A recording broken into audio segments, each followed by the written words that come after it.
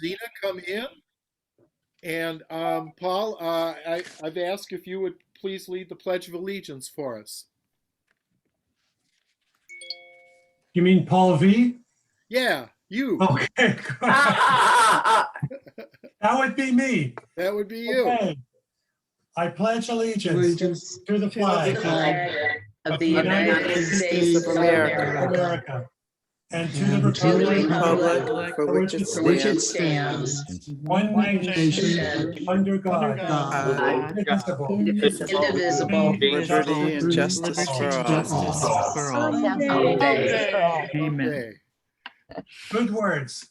Okay. Someday, amen. All right, everybody. Welcome. It's great to have you here. Thank you for showing up in the middle of what's become an extraordinarily busy season. Everybody is making up for lost time, getting out there and catching up with friends and everything else. So we really, really appreciate you being here today. I wanted to show you our agenda for today. We're going to have a membership report. Mary will talk about township lookouts. We'll have Jane talk about letters to the editor project. Chris will talk about the redistricting committee. I believe Annie is here. Annie, I wasn't sure if you were coming, but you or Mike can talk about the scholarship award for just a second. Susan will talk about the parade. I'll talk about our reunion breakfast. We'll have some look at the video newspaper on land value ads. I'll talk about that. Our next business meeting, and then Greta will walk us through Juneteenth very quickly. Then we'll hear from our two guests, and one of them, Marcelo Betti, is already in the house. So welcome, Marcello. It's nice to have you here. So let's get going. And Kira, could you please give us a membership report? Happy to. So we're holding steady at 375 members. We are doing just fine with our membership, although we need new members. And so we are going to be going to a farmer's market, probably Frankfurt farmer's market, a couple of times this summer. If anybody would like to join us at those tabling events, please put your information in the chat and I'll put you on that committee and we'll get that going in a few weeks. So that's really it for the membership. If you're due to renew, just let me know if you need the address. I'm going to probably be sending out some reminders to people who haven't remembered to renew. So, but I also wanted to talk about memorial boards. So we're going to be having a memorial board at headquarters for our members who have passed on. And so if people know of members that should be on that board, also put that in the chat for me. Well, they'll have a little plaque with just their name on it. So that's, great idea. Yeah, and Mary, Nice. I think you could probably be pretty helpful with some names. So, Oh, I don't know. Carol knows everybody. Carol. okay, that's great. Yeah. I'll email Carol. She reads Okay. the obituaries. Oh, yeah. So that's that. Thank you, everybody. Thank you, Kira, for your great job. And for those who don't know, Kira is also the vice chair of our executive committee. And it's great to have her by our side. Next up here, Mary Roebling will talk to us just a little bit about the Township Lookouts program and how well it's going and how popular it is. Mary? The Township Lookout Reporter program is doing well. For those of you who don't know, we're asking Dems to go to every township meeting and to go to the commissioners' meetings and to write a short report afterwards. And then Deanne Lal sends it out specifically to the Dems in those townships. And it has been enthusiastically embraced when we do it. However, there are some people, Elmira has not sent out a report yet. Crystal Lake Township hasn't sent out a report. Blaine has not, and Weldon has not. And so I'm in the process of contacting people. If you are interested in being a reporter or a quote lookout, please call me. We need a lot more help in Frankfurt. We have somebody reporting, but Frankfurt, as you know, is a city unto itself. And so it has lots of committee meetings. And these, as I remind Jim on a regular basis, are the same people who built a toilet in the best view of the city. So they cannot be left unobserved. So anyway, so that's the report. So people love it when we do it. It's just kind of getting into the habit of doing it. I think that's the issue. Thanks, Mary. Thank you for organizing that. And I'll just say that Mark Willett Green and I see the feedback when those go out. And we're getting 2 or 3 messages from each township every time one of them goes out. And this is only on 12 or 15 or 20 messages going out. So Wow. that's like a huge feedback. And the open rate is like over 50%, which is just out of sight. So these are being very, very well received. And so thank you, Mary, for organizing it the fine way you did. Next up here, we'd like to hear a little bit from Jane Wild about our letters to the editor and memes project. Jane, what would you like to tell us about that? You are at all the meetings. How's it going? Hi, everybody. It's going Hi, Jane. great. Susan, I haven't seen you since before COVID. I know, Jane, you didn't come up on my screen. Where are you? I live in a black hole. I get that. So each week, in case you're not familiar with it, the Michigan Democratic Party puts out some talking points, Michigan-centric and also at the federal level. And then representatives from 101st get together, review those ideas and choose what we think would be most relevant to our area in 101st. We then put out, I throw out a bunch of research because I just constantly file relevant articles away. We determine a topic, send the research over to the letter writers who then go to town. And so we're sending a unified message, repetitive message throughout the 101st. It's awesome. It's going well. Even people that aren't part of our group, we're just, I don't know if you look at the Record Patriot lately, but we're doing very well. And then the other piece is that Greta takes those messages and makes memes for social media. So thank you, Greta, for doing that. We could always use more letter writers if anyone's interested. Right now it's on a schedule. So you only have you can only write 1 a month anyway, but people have signed up for when they want to submit letters. Then we just give them the topic and they go to town and write. So if you're interested in joining us in writing letters to the editor on this unified theme, please just put your info in the chat box and we will contact you. Thank you, everybody. Thank you, Jane. Any questions on that? Okay, next up, Chris Kitzman's going to talk to us about the Michigan Independent Redistricting Commission, which is a result of Prop 2, I guess it was. And so, Chris, what you got for us there? Well, speaking of activism, as Jim just said, here's my PSA for today for all of you. It's a little bit like preaching to the choir, but guess what? I went on to the Independent Citizens Redistricting Commission portal and looked for comments from Benzie or Manistee County, and I'm not finding any.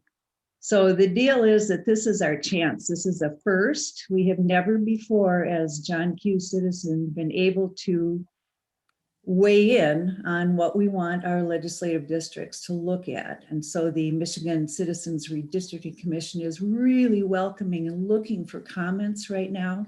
It's a short window. They're hearing things in public until July 1st, and they're taking written comments. After this, we've got to wait 10 years to have our voices heard again. So I would ask all of you to really take a look at the districts. Think about how you use them. Are they working? Do you feel represented? And also just go online. It's a very simple process. It's easy and clear. I put the URL in the chat already, but it's michiganmapping.org. Simple, michiganmapping.org. There's a hyphen in there, but you don't really need it between the Michigan and the mapping. What you can do there is look at comments. There's all kinds of how-to videos on how to draw a map, how to make your voice heard. We're seeing some good stuff here on the screen. Go, Jim. It's just a simple, easy process, but it's really critical. You know, the 101st is pretty contiguous. It's our 4 on the shore house districts. But take a look at Vanderwaal's district. It goes east, it goes over to Grayling, it goes over to Rose City, for heaven's sake. Does that work for us? Think about it and really see. If you like it, make a comment that you like it. If you don't, that's good too. They need to hear from us and they really want to. MDP is actually asking us to, they're really trying to shake up the Dems to make comments on that website. Again, written, oral, and you have some time to do that. They'll start drawing maps really soon and we can weigh in on it. So that's my PSA, but while you're at it, beyondmichiganmapping.org, take a look locally. You know that every county right now is also redistricting all of its commissioner districts, potentially. So we need to take a look at that and see if how we like that, if we feel represented by those districts. And there will be opportunities to make comments at that local level also. So I'm just challenging you to go to that website and poke around a little, learn a few things, and please just post a comment. All you have to do is your first name and an email, and they're ready to listen to you. So let's do it. Let's show them we're thinking here. Chris, Yes. this is Greta. You know, Greta. the way that we get the information to write the letters to the editor, and also, you know, that I create the memes from, that kind of guidance would be really helpful in terms of what we might say to this redistricting commission, because I don't have the first idea of I just don't have any concept of, you know, this part of the state is not divided by race, but I'm sure there are other considerations. But I need, if for me to say anything or to participate, I need to be clued in on what you know, what the deal is. You know, I just don't know. We can talk about that, but I really, if you can see at the bottom left of the screen right now, submit comment. If you go there and just click on that, there are examples in each of the paragraphs of what kinds of things you might say. It walks you through a series of questions that really can get you, I think, where you're going. The problem with us making recommendations is it's going to be different for everybody. You know, somebody is basing something on economics. Somebody's going to say, hey, look at the 1st congressional district. Geographically, it takes up half of the state, for heaven's sake, you know. So maybe we want to say that's too big. It's that simple. Yeah, I see. Okay. Yeah, it really, there's not a whole lot to it. They just want to hear your voice. Okay. Yep. Chris, Yes. you mentioned the counties were going to be affected by this, but I'm not, is that right? The county reapportionment isn't impacted by this new law. No, what I'm saying is that is also happening concurrently. Oh, okay. The counties are looking at it, and Jim was just at a meeting earlier this week about it. Yeah, Okay. That's going to get active in September, and we'll be talking about that then. Chris, thank you for that. Yep. I just wanted to show everybody that there is a YouTube video that is referenced from the website that you can watch to get some more instruction on how to do this and be encouraged to do it. So Chris, would you tell us once more what the website is, URL is, and I know you're going to put it in the chat. It already should be in the chat, but it's michigan-mapping.org. And if you just Google Michigan mapping, it'll go right to it. Okay, great. Yep. So yeah, please do that if you can, folks. They need to hear from us.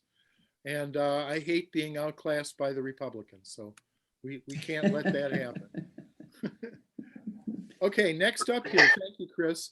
Annie, are you there? Would you like to tell us what happens with the scholarship awards next?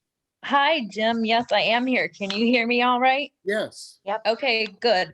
So as far as that, we finished up this year's scholarships, which was pretty exciting because the process now takes almost a year from the time that we start formulating questions, and then we post them, and then students submit them. So it's quite a process.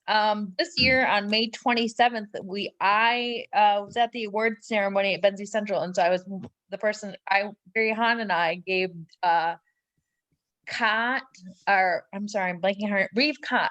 She is the one who won the award, and it was really cool giving her or letting her know that. And she, she came up to me, and it was real early in like the recovery from COVID, and so people were still wearing masks, and so it was really encouraging because I got to see students pull their mask down and smile. It was really awesome. That was my favorite part, especially during COVID. So anyway, so we handed out the award, and also some things that I learned about this is that next year, I really think that it needs to be reevaluated. Frankfurt is doing some different things with the way they hand out awards, so I don't know, we might look into them. But I was working with Kira Derminori and Mike Ross, and so I don't know if you guys have anything else to add. But go ahead. Yeah, I would just add that we gave the lucky winner $750, and they made a graphic design. Is that what they did? They had, yeah.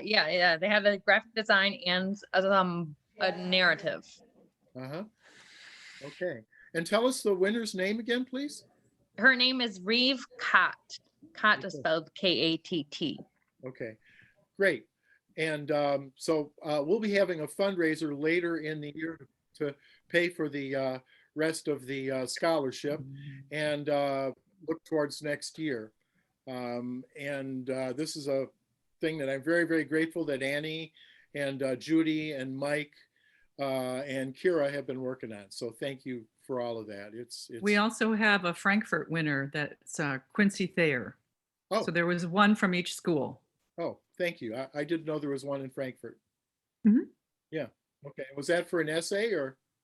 Quincy was an essay, and the Benzie student Reeve was a visual public service announcement, which is really cool. And we're hoping Judy will know, but she's not here today, whether or not she's going to let us publish that. Yeah. Okay. I hope they do. That'd be great. Cool. Thank you. Okay. Next up, we're going to talk about our Red Hot July as promised in our newsletters and as listed on the agenda. And we're going to start with fresh back from Florida, Susan Koenig, who's going to talk about the parade. Susan.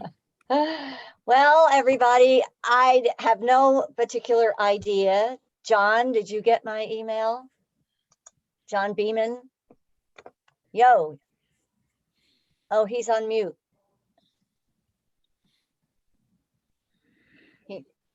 Anyway, Dave Johnson was willing to sing. I didn't see it, but it was also not looking for it. So Oh, okay. it may be in there, but I just asked you about a truck because we have to decide, the parade's only 2 weeks from tomorrow. yeah, I don't have any trucks. Okay, well, the Republicans are going to have something, and we aren't going to have much time to put something together. We could do all walkers, and I could look for 2 or 3 convertibles if we want to go that route. Unless you know somebody, I think it's too late to try to get a truck pulling a big float. What do you think? Perhaps not, but Marley is very into this and has been emailing me all winter, but his ideas are grandiose. And so I'm jumping around here. Do you want to do it? Do you think we should do the parade? Yes, I agree. I agree, Jill. I mean, I don't There's see only how one. There's only one. It's in Beulah. It's at 1:30 in the afternoon. I know it kind of eats into your day, but if you recall, it's short and sweet. They've expanded the length of it. So we'll line up, like we always did at the courthouse and come down and then go down the beach side and then come back up the main drag or something like that. I have a little thing here from the Chamber of Commerce. I just need to tell them what we're doing. And I just said we'd have a truck and a bunch of walkers and maybe a couple of cars. That's all I've said. I can pick up the decorations at the courthouse, at the headquarters, and we have been known to decorate on the spot, just meet at the courthouse lineup and put signs all over, but it would be nice to perhaps try to meet before that. And if we're going to sing, if we get a truck and we sing patriotic songs, as Dave Johnson, you might remember 2 parades ago, because we had nothing last year, that Dave went off in the truck with a bunch of people singing away and playing guitars. You remember that? Jill So, must. Oh, yeah. Susan, I'm wondering, I know the attic at the headquarters was cleaned out. Does anybody know the status of our red, white, and blue decorations? We had- Jim knows. Let me jump in here. These are details we'll work together at when we Okay. figure out who's working on the parade. I think what we want to do right now is, if you want to help on the parade, and we do need help and it is important, please put your name in the chat with contact information so Susan can talk to you. We'll probably gather together by Zoom to figure out these and other questions that are coming up right now. But right now we want to tell you there is a parade. It's on Sunday, July 4th. Yep. And it is in Beulah at 1 o'clock. 1:30 is when we move. And we need you to help us out in all sorts of ways. So please put your name in the chat. And we'll make sure we have, at the very least, a vehicle or two if you feel you can't walk the route, which is shorter than Frankfurt, but longer than the old Beulah route, if you want to get into it. If you have any little kids, we like those little kids on bikes. Oh, and candy, we can do candy, which a lot of people don't like, but parade watchers like it. And Beulah's more rednecky than Frankfurt when they're watching the parade. And so, isn't that awful to say? But the Yes. more rednecky you are, the more you want candy. More It sugar. makes you more hyper, and then you can storm the Capitol. We have to hand that out personally, candy. So we would have walkers doing that. So Okay, I'll well, go to headquarters and get what we have and see what it is. We can always meet at my house. We can always meet by Zoom. Jim and I can work that out. Yes. The thing to do right now is please decide to help out with the parade. Please decide to participate, and please put your name in the chat so we can get back to you. Okay. Yes. Okay. Thank you, Susan. Got anybody who's not in here, like Kay Boyne usually participates, Dave Johnson will participate. There are a few others that usually do, and I'll go back to my old list and email everybody individually. Okay. Thank you, Really? Susan. We love a parade. Yes, we do. Da-da-da. Okay. And I need a the other- theme. We need a theme, by the way. We need a theme for the parade. Yep. Okay. Okay, great. So the other part of our Red Hot July is the news that our next meeting, the 3rd Saturday of July, will not be a meeting. It will be a lovely potluck breakfast out at Jeannie and Rob's place out in Platt Township. Rob Bollenberg and Jeannie Strathman. It's a great place. I went out there the other day. We started making plans for it. It'll probably be some sort of a potluck. It'll be on that 3rd Saturday of July. And it'll be at this time. So we'll have a coffee clatch starting at 9:30, and that's what it'll be. It'll just go on, and you can come and go as you want. And it's a great chance to catch up with your friends. It'll be outside. You're only invited to it if you've gotten vaccinated. If you're not vaccinated, you're not invited. And you're welcome to wear a mask and or do social distancing if you feel the need. I will be wearing a mask because of my specific political health situation. So feel comfortable wearing a mask there, okay? And we'll send you out more information, directions to their lovely place out in the countryside. And please put that 3rd Saturday of July on your calendar for a very special kind of Benzie Dems meeting where we all get to see each other after our long winter and a half together, okay? And then the other thing I'll tell you, as far as big plans for the summer, we plan to move to hybrid Zoom and in-person meetings for our August meeting, the 3rd Saturday of August will be a Zoom hybrid. Mark Willett Green and I are going to work out the technical difficulties on all that. And if we don't, electrocute ourselves or fall into cyberspace and never found again, it'll be a great meeting. Okay. So we're looking forward to that. Any questions on either of those at this point? Okay, next up on our agenda here, I get to talk again. We wanted to tell you that we're doing really well on our video project with the 101st District. We've found several women in Benzie County actually who are either using or want to use daycare but cannot because of their situation.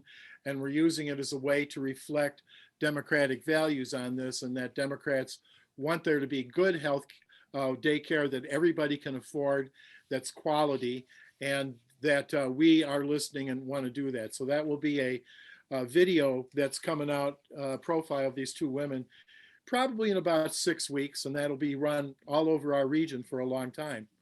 And we're also going to start regular ads in the Record Patriot talking about Benzie Dems values.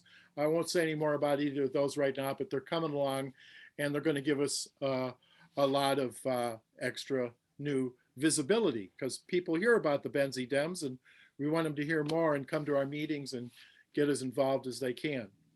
And our next business meeting will be July 7th. It's a new date for it.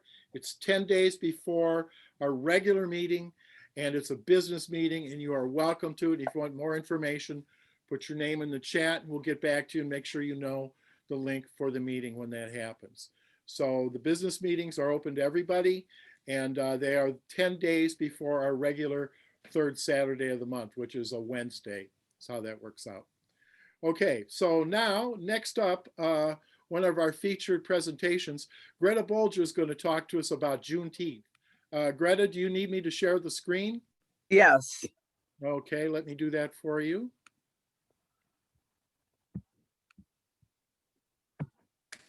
Okay, so you can share screen now. Oh, geez, I gotta, let me see here. There we go.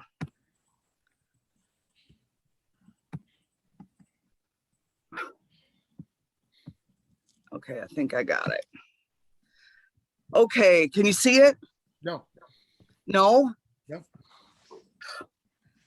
Well, just a preliminary, as Jim knows, I have a very demanding house guest, and I think I got him. Oh, here we go. I think I got him calmed down for the moment, and he's promising me that he's not going to bother me, but we'll see how it goes. So, can you see it now? Yes. Okay. I like this Shutterstock image because I like the saying "free-ish" since 1865, Yeah. which is, I think, pretty accurate. But anyway, just going to do a short presentation. I learned a lot going through this. So anyway, Lincoln made the Emancipation Proclamation in 1862, which officially abolished slavery in the Confederate States, and it became effective in January 1863. But the Confederacy was in no hurry to comply with this proclamation. And so compliance was slow and inconsistent, especially in Texas, where the number of enslaved people actually increased during the war. And although Robert E. Lee surrendered earlier, the Confederacy as a whole did not fully surrender until June. Not 1985. That would be 1865. Okay. I did that twice. So shortly thereafter, the Union Army General Gordon Granger rode into Galveston, and he was going there to take over the Union troops that were still in the state of Texas. But he also announced General Order Number 3, which Talking about freed the and how slaves. that all came about. So it's still on. Yeah. Which freed the slaves in Texas. And it was originally called Jubilee Day, but there were 250,000 enslaved people in Texas at that time. And then later in the year, the 13th Amendment was added to the Constitution, which abolished slavery nationwide. So that was kind of the little history behind it. And then beginning in the following year, 1866, they began, doing Jubilee Day celebrations, very much church centered, and all the photographs you see, the historic photographs for that time, show the celebrants like dressed in their very best clothes. And that was kind of how it was. They decorated wagons, and it was that kind of a celebration initially. But during the Great Migration, the tradition of celebrating Jubilee Day continued to spread throughout the country in other states, and became celebrated much more widely, but also in many more ways, with family barbecues and church gatherings became food festivals, music events, street fairs, parades, reenactments, and also Miss Juneteenth contests. So that was another. So it's really grown, and I'm sure you've all seen photographs of parades and other celebrations that have been taken place in more recent times. This was kind of like a musical celebration from the early days, and you can see how the people were dressed in fancier clothes, and all wearing hats, a much more formal event. And then in more recent times, you see a similar kind of a lineup of music. In this case, probably singers. And I'm not sure what all those flags are all about. I'm not really sure on that, but this is obviously also Juneteenth celebration. In terms of recognition, we've all heard a lot about this in the media the last few days, but ironically, Texas was the first state to declare Juneteenth a state holiday. And by 2020, all but 3 states had joined this tradition. North Dakota and Hawaii just joined this year, and South Dakota is still not formally recognizing Juneteenth as a holiday. But we've all had the great pleasure of our president making it a national holiday just this week. And encouragingly, that move was overwhelmingly supported in the House and the Senate. So it wasn't rammed through, it was very well supported. And finally, there was some discussion about this on the Dems page as well, with some people saying that Biden's just throwing people a bone with this recognition. But I think a lot of us agree that it's a great step forward, and something that that deserves our celebration, and one step along a long pathway that is going to have to continue well into the future. So that's just a little snapshot about the holiday. And guess what? My guest did what he said he was going to do. So I'm really happy about that. He's only 3, so it's not that easy to get him to comply. Well, thank you very much. Thank you, Greta. Yes. Thanks a lot. Thanks, Greta. You're welcome. Okay. Do you want to stop sharing? We'll move on here. Yeah. Let's see. Leave. Okay, great. And I did see Lucy Straubel enter the house. So I'd like to introduce Thanks. Lucy to you. This will take just a second here. Lucy was born in Traverse City and grew up in the Beulah-Benzonia area. Lucy's always been very active in politics, ready to stand up for a just cause. Lucy personally uses the they and them pronouns. So I would say they participated in 3 women's marches in Traverse City and was part of a group that protested to the school board when it shut down a play for including a same-sex couple in it. Lucy currently is up in Marquette, attending Michigan Tech University, studying biomedical engineering. They hope to achieve their master's degree and get a job working with artificial organs and prosthetics sometime soon. And I'm sure also continuing a very active political life. So with all of that, would you please welcome Lucy Straubel. Lucy, wherever you are.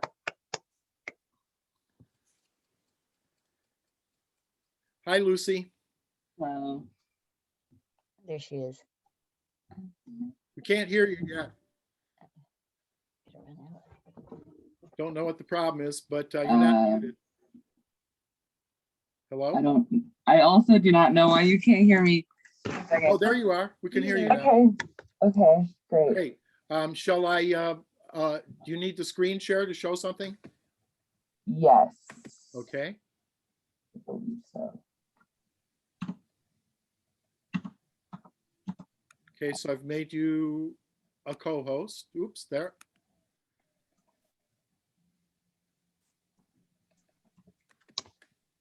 Go ahead, sorry. All right.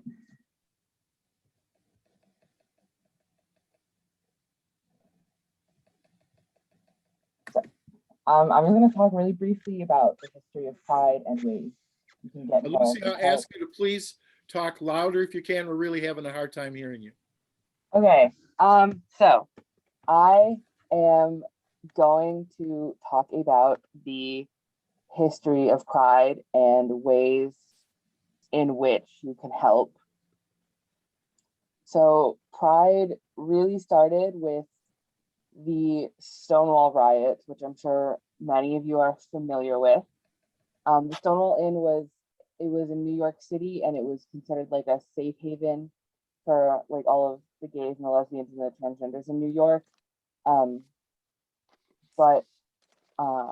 there were a lot of police raids happening for a couple of reasons, because of illegal liquor and like outdated liquor license, and also it was considered illegal to like cross dress, which would just be like the trans people. It would be considered like illegal.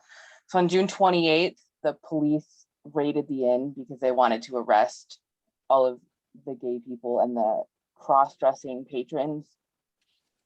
But this time, instead of just getting arrested and going along with it, a lot of them started to fight back.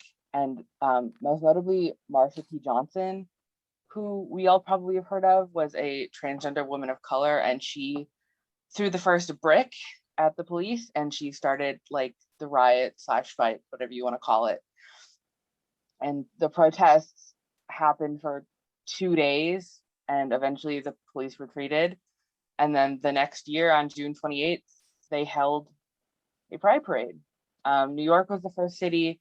Cities all over followed, and it eventually became like a month-long thing as opposed to just like a day-long thing. So, yeah.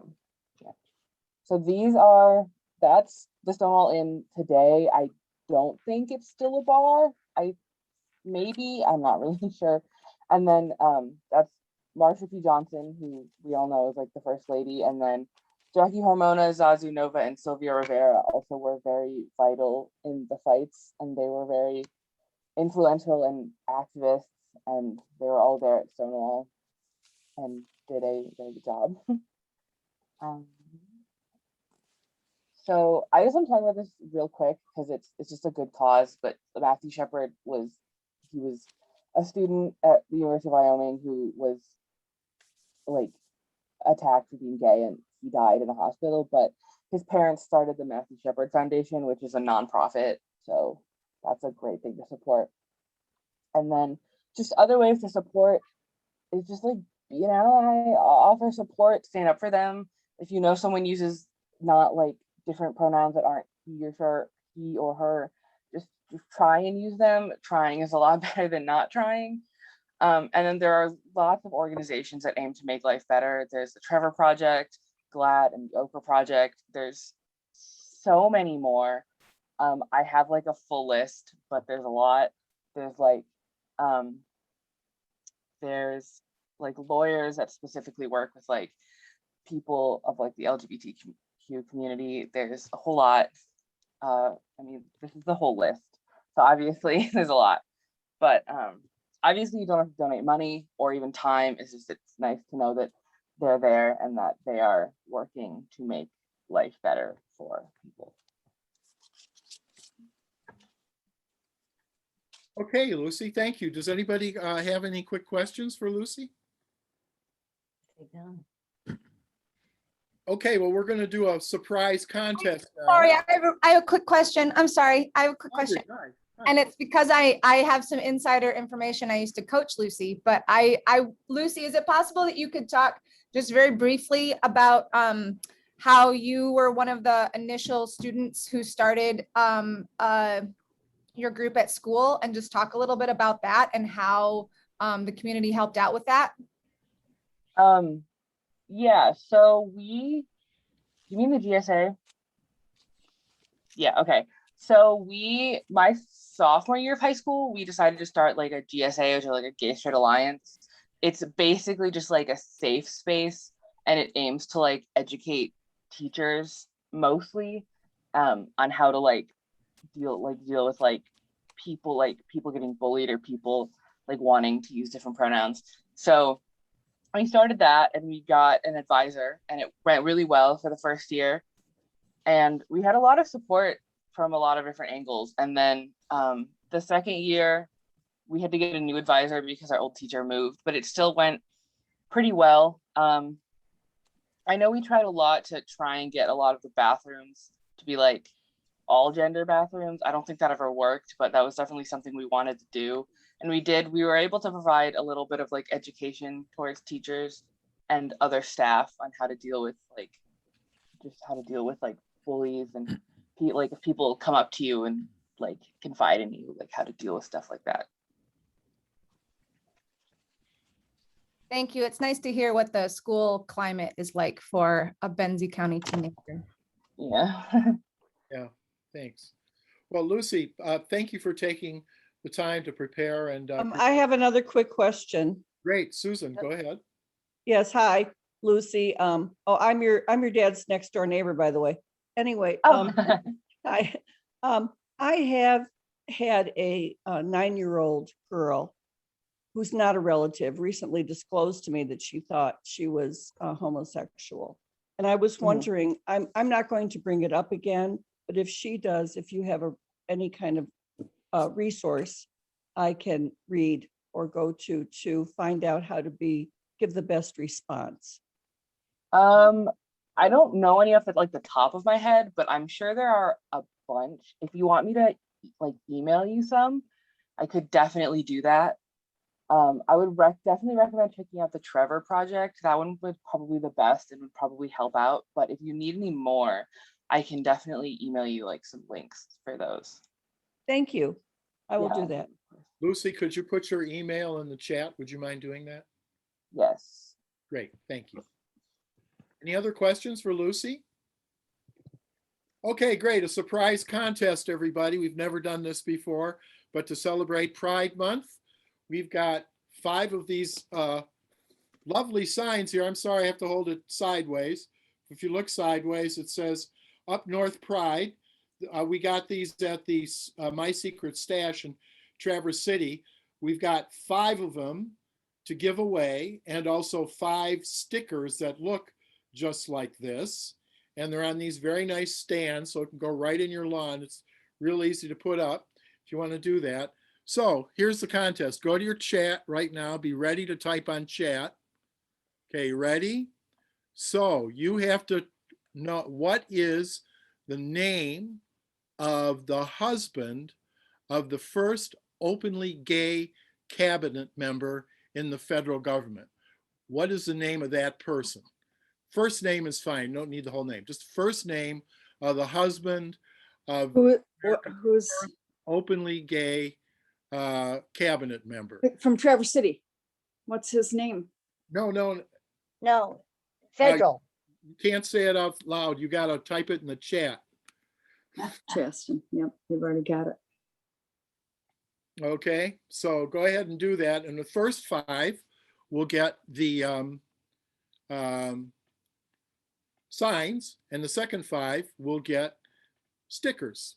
And I will home deliver the signs to the first 5, okay? There you go. We won't announce winners. We'll just go back and look at the chat later. So there you go, and happy Pride Month, everybody. And thank you, Lucy, for showing up. Let's give Lucy a big round of applause here. Thank you. All right. Now, our final act of the 3-act presentation here today. I'm very, very pleased to have someone who's a friend. Actually, I met him when he was interning at the Michigan Land Use Institute, and he made a huge impression on me. This is before he was a lawyer or anything. But please, I want to give you a little background about him. I almost forgot to do that. Marcelo Betti is originally from Sao Paulo, Brazil. He first came to Northern Michigan as an exchange student in 2000. Today, he's an immigration lawyer in Traverse City, working as the staff attorney at the Traverse City office of Justice for Our Neighbors Michigan, JFON, a nonprofit that provides free, humanitarian, and family-based immigrant legal services to low-income individuals. He's a graduate of Vermont Law School, Grand Valley State University, and Northwestern Michigan College. He's also a member of the American Immigration Lawyers, and also a proud husband and father of a lovely child. So Marcelo, it's been great to see you go through your life here and doing so well. It's nice to have you here. I'm going to do you need a screen share at all or anything? You know, I actually don't. I'll just do, I'll just talk and you'll be stuck with my face, unfortunately, okay, for you all. Take it away, Marcelo. Okay, can you hear me decently? Yeah, Or? oh yeah. Okay, perfect. All right, so thanks for having me here today. One good thing, you know, usually when I conduct a presentation, I'm not sure who my audience is or what their political leanings are. So knowing that I'm speaking to Benzie Democrats today makes my life a lot easier. I get to not be as neutral in my in my content. And given the nature of this group, I wanted to spend some time talking about the impact that the Biden administration has had on our immigration system already during these first few months. But first, I want to talk about things that have not changed since, you know, this is a group that prides itself in taking action. So I want to remind you of some of the things that still need to happen. So on day one of his administration, President Biden sent an immigration bill to Congress. And this bill proposed a number of improvements to our current immigration laws, including a path to citizenship for most undocumented individuals who could pass background check and also pay their taxes. And under that proposed bill, those individuals would be able to apply for a temporary status, and then after 5 years, they could apply for green cards. And then even better, after another 5 years as a green card holder, they could apply for US citizenship if they meet the criteria for that. Also part of this bill was a proposal that dreamers, the persons who came to the United States under the age of 16 before June of 2007, as well as a few other non-citizens such as farm workers, that they could apply for green cards right away. Now, you may know, you probably know actually, that dreamers do not currently have a path towards a green card. So this proposal would be a very positive change. The Biden administration has committed to defending the Deferred Action for Childhood Arrivals, or DACA program that was created by President Obama to offer some protection from deportation to the dreamers demographic. But DACA has always been and continues to be just a Band-Aid that doesn't really fix the underlying problem for these people who came to the United States as minor children. They grew up and they went to school here, but because of the way that our laws are written, they don't have an option to become legal permanent residents, let alone US citizens. So the problem here is that this proposal that I just described is just that, a proposal. Okay, Congress needs to turn this into law, but unfortunately they have shown little interest in doing so. So the bill that was proposed on day one was never even put to a vote. In February, the House of Representatives passed two smaller bills that contained some of these proposed ideas on that day one bill. But unfortunately, it never even made it to the Senate, or at least they haven't voted on it yet. So presumably the reason the Democrats don't want to put these bills to a vote in the Senate is because the GOP is going to oppose them, probably, at which point the Democrats' only move would be to revise filibuster rules.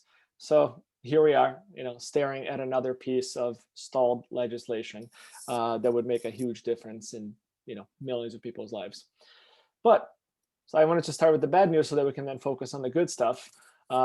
Let's talk about the things that have changed since Biden took office.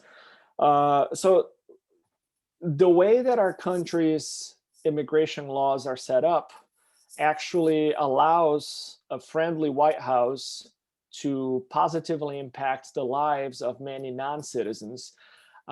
Basically, our immigration laws grant a lot of authority and discretion to the president, the attorney general, and certain executive agencies to devise regulations and policies to enforce and implement the laws that are in the books. Of course, this cuts both ways. As we saw during the Trump administration, the executive branch used that power, all of that discretion, to make it much, much more difficult for non-citizens to obtain legal status in the United States. But now we're getting to experience the reverse. So let's talk about some of these positive changes. So first, the Biden administration has already rescinded a number of executive actions that were issued during the Trump administration, such as the Muslim travel ban and a ban on refugees. President Biden has also repealed a proclamation banning immigrants generally, which Trump issued last year under the pretext that immigration during the pandemic would somehow be bad for the US labor market, which of course ignores the fact that immigrants are much more likely to start a business and thus generate jobs than US citizens. The Biden administration has also announced or extended some temporary protections to citizens of several countries like Venezuela, Liberia, Burma, and most recently Haiti, among other countries that are currently experiencing severe problems, which make it unsafe or difficult for their citizens to be deported there, to return to those countries. The current administration has also rescinded some really silly policies that the Trump administration had implemented. So let me give you an example.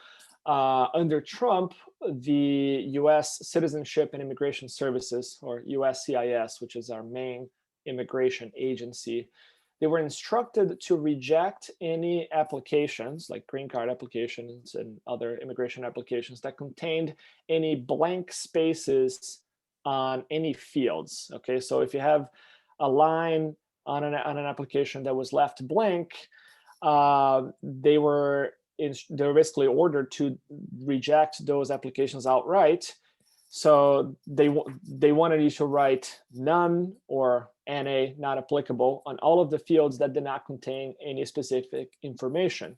So if you're someone who has only a first and a last name, but no middle name, you had to write none or NA in the form. Otherwise, the agency was going to reject your application, which is really frustrating because sometimes it took them 2 to 3 months to send back the rejected application. So if you filed something that was time sensitive, like a work permit renewal or a green card renewal, you would probably then have to refile it and then wait several months, possibly lose your ability to work during that time, just because of this just pointless, ridiculous policy that really served no real purpose other than to pester non-citizens.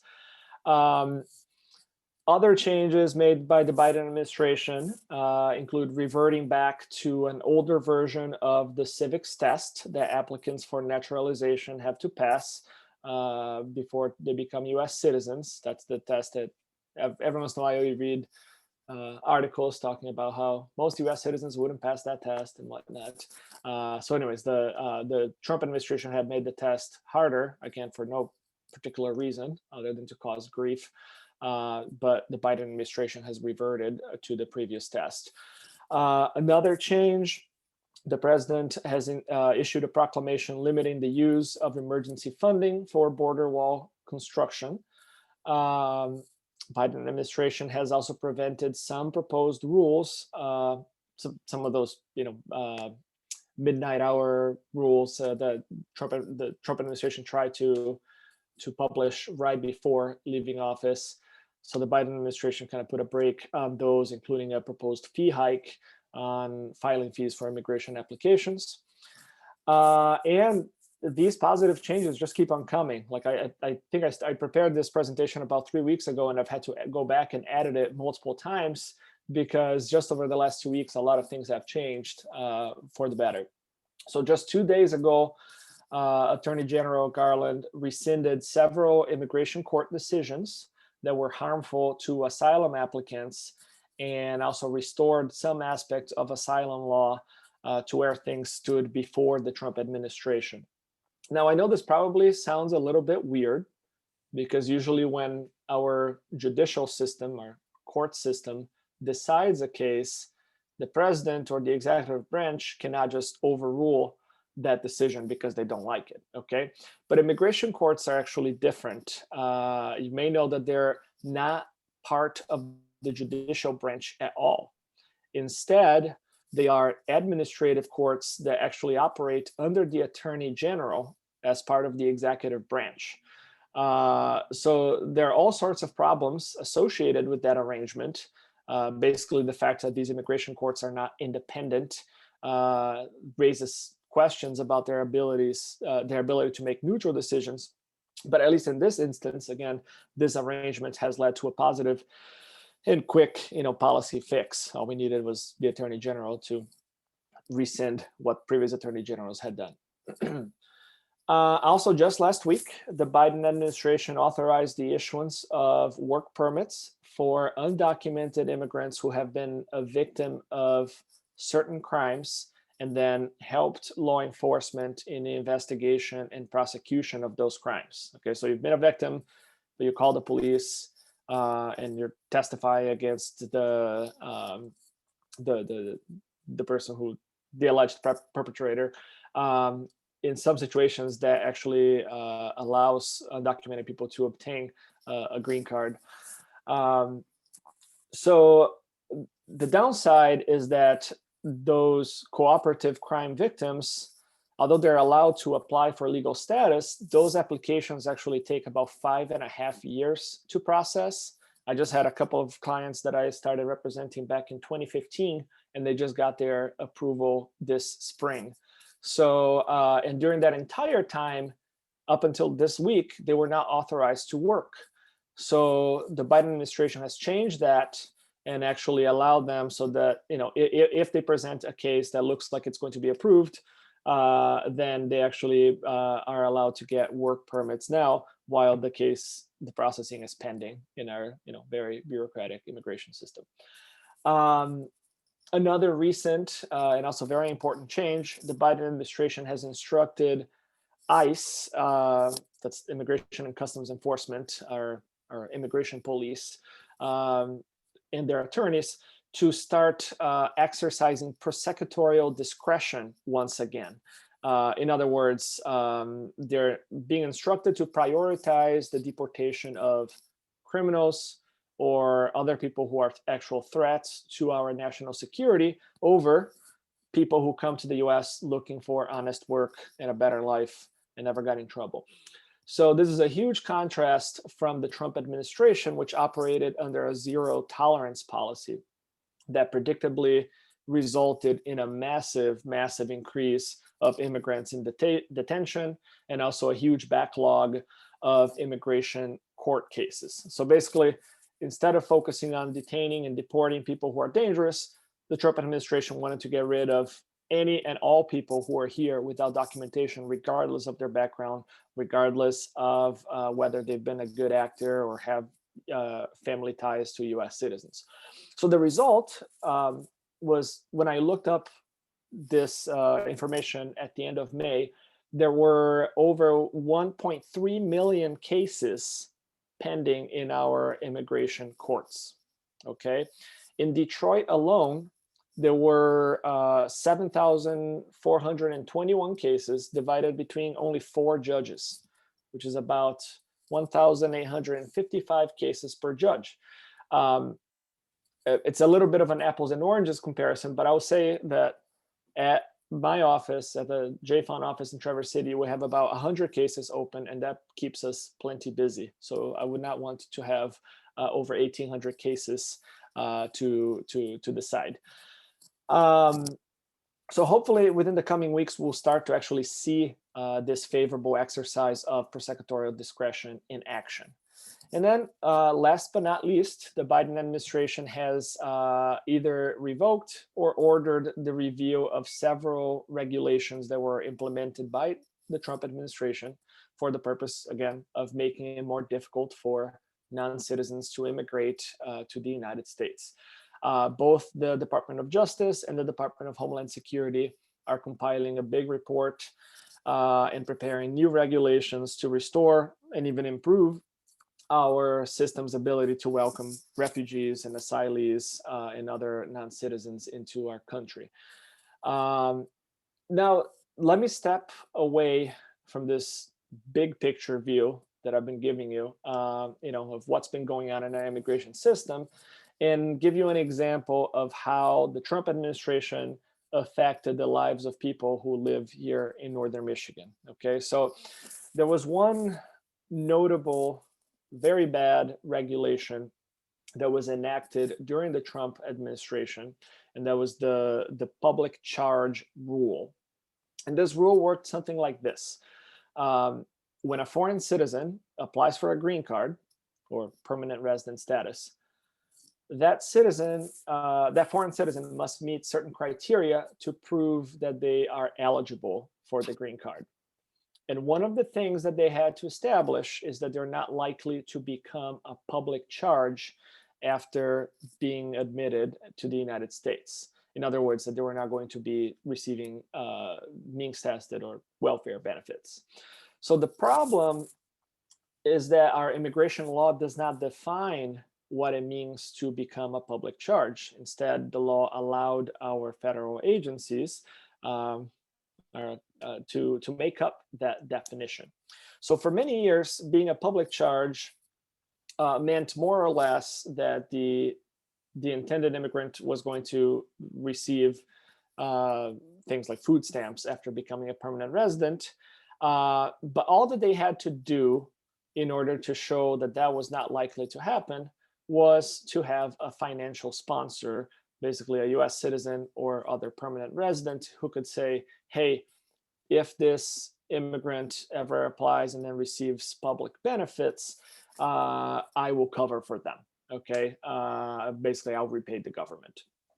That was all that they needed to do. They needed to submit a form and then some tax documents showing, hey, I have a US citizen to back me up. Okay, so under the Trump administration, they decided that that was only going to be one factor in a much more complicated analysis to determine the likelihood that someone would eventually be receiving public benefits. So basically, the Trump administration decided to tinker with those requirements and start requiring other things like, does your family have a history of receiving public benefits? Do you have health insurance? Because sometimes if you have a health emergency, that could lead to you needing public benefits. Do you have stable employment? What is your background, educational background? Can you speak English? Because if you don't, supposedly that makes it more likely you would get public benefits. So they created this complicated analysis, and that was actually a catastrophic change for thousands and thousands of families.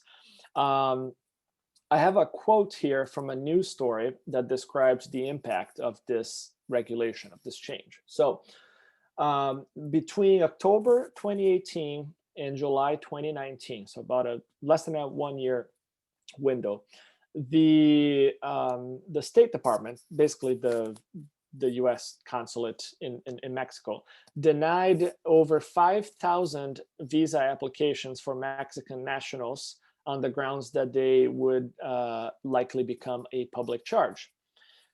To compare that, so over 5,000, 5,300 actually, in the last year of the Obama administration, there were only 7 denials on that basis. Okay, so you went from this being something that that most immigrants were able to get around by showing, hey, I have a US citizen to back me up. But the Trump administration basically used this new regulation to say, nah, we don't believe that you're going to be able to make a living here in the US. We're just going to deny thousands and thousands and thousands of visa applicants. So this became another way for the Trump administration to limit immigration to the United States. Now, to bring this back to Northern Michigan. So back in the fall of 2015, that was when I started working with Justice for Our Neighbors. Our office started helping a young family. The wife was a US citizen. The husband was an undocumented Mexican citizen. And at that time, they had an infant baby boy who was also a US citizen because he was born here. And even though this husband was married to a US citizen and had a US citizen child, he was not able to apply for a green card here because he had entered the US illegally more than 10 years earlier. So in those cases, despite being married to a US citizen, to get legal status, that immigrant had to leave the United States and apply for a visa at the U.S. consulate in Ciudad Juarez, right at the border. Unfortunately, the process for doing that gets even more complicated. Any non-citizen who has been in the United States without permission for more than 1 year, who then leaves the U.S., for example, to apply for a visa, becomes barred or prohibited from returning to the US for a period of 10 years. So there's a way around that. And the way around that is to apply for a waiver of that 10-year bar. To do that is also complicated. You have to prove that your family, your US citizen spouse and child, would suffer extreme hardship if you are absent from the United States for 10 years. It's important to note that it needs to be an extreme hardship. You cannot just say it's going to be really sad or really hard on the family. No, you actually have to show that there would be some sort of, condition, medical condition, emotion, something that would take your case out of the ordinary and make it extreme. So going back to those clients, we helped the U.S. citizen wife file an immigrant petition for her husband back in December 2015. A request was pending for about a year, and then it was approved.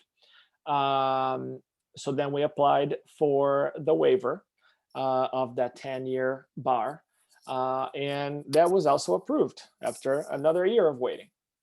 So at that point, what that meant is that the husband was able to file his visa application, then eventually go to Mexico for his green card or for his visa interview that would allow him to come back and get a green card. Unfortunately, this case is unfolding at the same time as the Trump administration and Stephen Miller and all those guys, creating a really unfriendly system for intending immigrants. So those rules regarding public charge basically allowed the government, including the consular officers that conduct those visa interviews, to deny visa applicants. So when our client finally had a visa interview scheduled for him back in July 2019, And he traveled to Mexico for the first time in 13, 14 years. His family stayed here. So you can imagine that that was very stressful for them. He went to his interview, and unfortunately he was denied precisely because the government said, we don't think you are going to be able to support yourself. We don't think your financial sponsor is really going to back you up. And we're just going to deny you on that basis. So at that point, we have a US citizen mother and their child, who at that point is already 4 years old, and they're stranded here, and the client is stranded in Mexico. So as you can imagine, this was a really devastating blow for this family. Now, a few weeks later, we provided some additional documentation to the consulate about the husband's job prospects here in the United States. But at that point, it was basically too late. We had to apply for a brand new waiver, brand new request that he be allowed to have another interview. That took another year to process.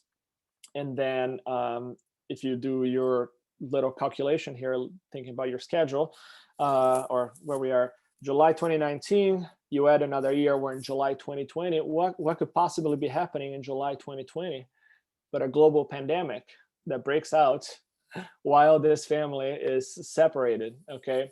So because of the pandemic, all the US embassies really around the world kind of shut down for several months.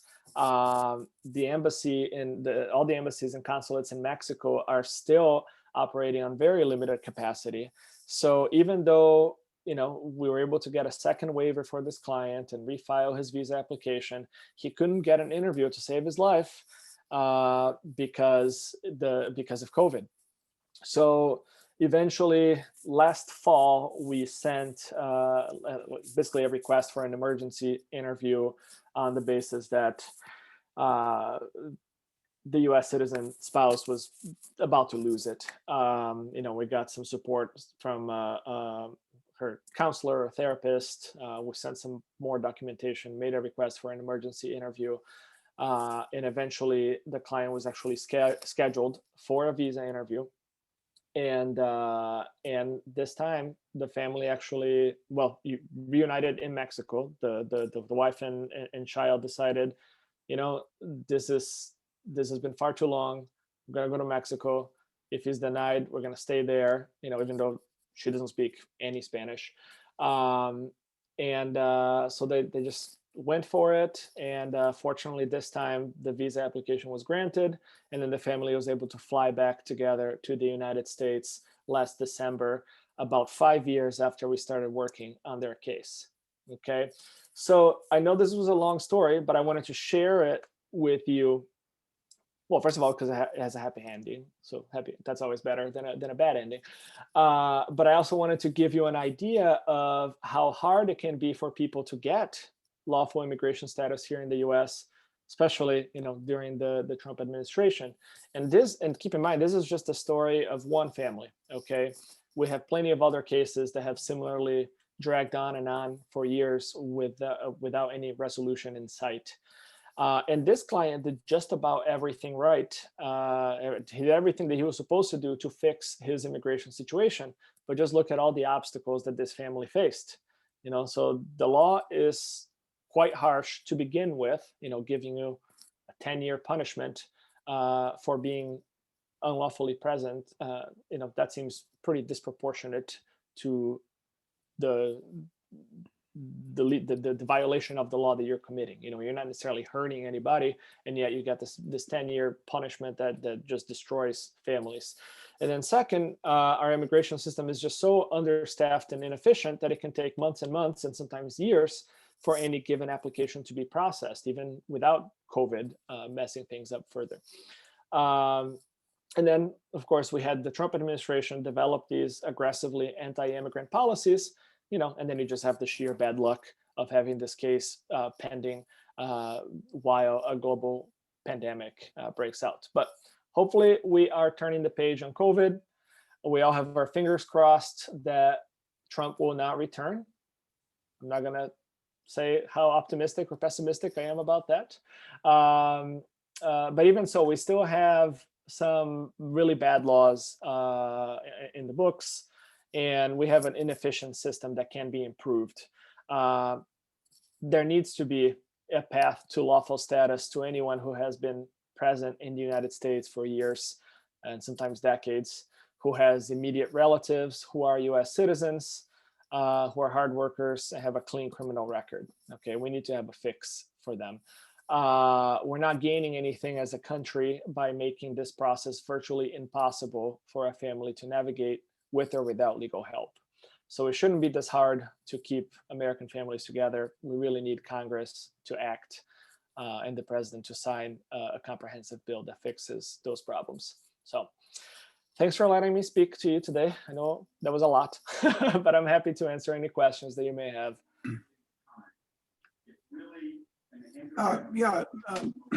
Marcelo, thank you. This isn't a question. I would urge everybody, and maybe you could post Justice for Neighbors webpage and where we donate, because you know, I know that we all know how much expense and work your dedication takes and your organization. So would you do that? It's done. You can't miss the donation button. It's kind of right on the front of the page. So that's the website. I just typed it in the chat. Great, Marcelo. You can see it. Do we have some more questions here? Thanks for that. That's a great comment, Jim. More questions? I have a question. Great. So, so you are saying that now ICE is supposed to only deport those illegal immigrants that have maybe committed a crime instead of trying to deport everyone that they find. How is that regulated? How do, you know, who sees that ICE has changed their status or their stance in trying to get rid of the criminals rather than all of them? That's a great who makes question. sure that that's what they're following? That's a great question. I think the answer is immigration attorneys, right? The people who would be representing those families. You know, this guidance, you know, this for prosecutorial discretion has literally just been issued. Like, it's something that came out a couple of weeks, actually less than 2 weeks ago. So I cannot tell you right now how effective that is, but what I can say is that I think that there is a huge, I think there's going to be support from at least some immigration courts, immigration judges for that, because the judges are just swamped with cases. You know, they're just overloaded. So for them, I think that there might be judges who are actually going to be asking the ICE attorneys during any hearings, any deportation hearings, hey, is this case a priority for deportation? Because if it's not, I want this gone, right? So, I mean, that's the hope. Now, I've also heard reports that there are some judges, probably they have their own preconceived bias, even though they're not supposed to, that are not really granting requests to dismiss these cases. Even when it's a joint request made by both the ICE attorney and the non-citizens attorney. So it remains to be seen. You know, like, probably, you know, my experience is going to be limited to the Detroit immigration court, and I'm hopeful that more and more cases will be dismissed. I already had a few cases actually dismissed without me asking for it. You know, for like minor children who have no criminal record, you know, so I just got letters saying this case has been dismissed, you know, go on your merry way. Well, thank you for what you are doing, Marcelo. Thank you so much. Thanks. More I just questions? have a question, Marcelo. Sure. I have one. I have a comment. I have a question, Marcelo. Thank you very much for all the hard work you do. And I was just wondering, the gentleman you talked about that went back to Mexico and then was denied to come back into the country. For people, for Mexican nationals that are here right now and were scheduled for that kind of a hearing, is it my understanding now that they do not have to go back to Mexico to get this done? That if they live here in the state of Michigan, they'll be able to get it done No. by just going to No. Detroit? No, like that is a problem. That's just in the way that the law is written. Okay. So if someone, basically the biggest factor for those cases is, did the immigrant enter the United States with permission, like with a visa, or without permission? Anyone who entered the country without permission, say you enter through the Rio Grande, or crossed into the desert in Arizona, anyone who entered the country without permission, no matter how long ago that was, if they want to apply for status for a green card based on marriage to a US citizen or anything like that, they actually have to leave the country and get a visa through a consulate abroad. And then, like I said, when you leave the country, you are then subject to that 10-year bar. So you should only do that if you first get a waiver based on extreme hardship to your US citizen relative. So it's a really broken process, which again, that's part of what that day one proposed immigration bill, the comprehensive immigration bill, was going to solve. That's in my opinion one of the biggest, most important things that need to be fixed, is when you have people who have been here for decades, who have US citizen relatives, who do not have a criminal record, there's no reason why they should have to go through this process abroad. They should be able, we're perfectly capable of adjudicating, of looking at their papers and their criminal record and making that decision here. It's just the law is not written that way. And this was something that was signed into law by Bill Clinton in 1997. That was this bar didn't exist before then, and so that was a really bad development during the second Clinton term. Thank you for that answer. Michael Ross. I'm really sorry to hear that. Yes, I have a positive comment. I want to thank Marcello and Justice for Our Neighbors. He directed my daughter and her husband through the process, and it was incredibly difficult and nerve-wracking. But they got through all the hoops without getting burned, and he correctly said, do everything right, no matter how dangerous it seems to say that you were working and you weren't supposed to be working, and etc. But my daughter's husband entered the country legally on a summer work visa, and on the day that expired, they got married, which is, there's a red flag right there. But they went through it, and he now has a green card and a builder's license. He passed the test at NMC to become a contractor, and I'm so thankful for his leadership and directing them through the process. Thank you. Great comment, Mike. Thank you very much. Who else has a question or a comment? Please go ahead. Going once. Marcello, this is Elizabeth Schrake, and I'm wondering if you could speak a little bit more about the Biden edict that talks about political, I don't know if it's a political asylum, but certain countries where you cannot be deported back to. You mentioned. Yeah, that's the temporary protected status. Yeah. We actually don't get a lot of those cases here in Traverse City, but it's a section of the immigration law that allows the executive branch, allows the president to designate certain countries as countries that people shouldn't be forced to return to. So, one example that comes to mind was when Haiti experienced a really bad earthquake a few years ago.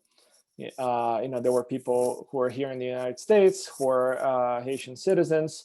Maybe they were students, maybe they were here without any documentation, but whatever the case was, the government said, okay, rather than going back to your country, you can apply for this temporary protected status, and basically protect you from deportation, and also would allow them to work here in the United States during that time.